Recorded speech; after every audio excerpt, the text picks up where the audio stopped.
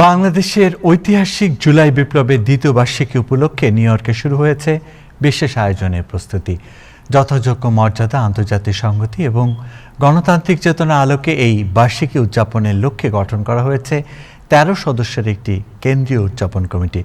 ৮ জুলাই সন্ধ্যায় নিউ ইয়র্কের জ্যাকসন হাইটসের কাবাব কিং রেস্টুরেন্টে অনুষ্ঠিত এক সংবাদ সম্মেলনে এ ঘোষণা দেন আয়োজক সংগঠক প্যাট্রিয়টস অব বাংলাদেশ এবং বাংলাদেশ আমেরিকান প্যাট্রিয়টসের নেতৃবৃন্দ।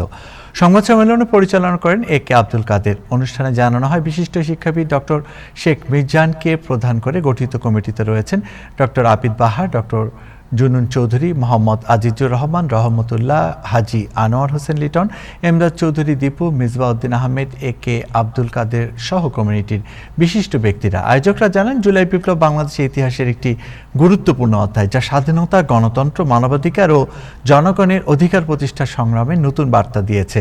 শহীদদের আত্মত্যাগ এবং আহত সংগ্রামীদের অবদান স্মরণ করে দ্বিতীয় বার্ষিকীতে একটি আন্তর্জাতিক প্ল্যাটফর্ম হিসেবে তুলে ধরার উদ্যোগ নেওয়া হয়েছে।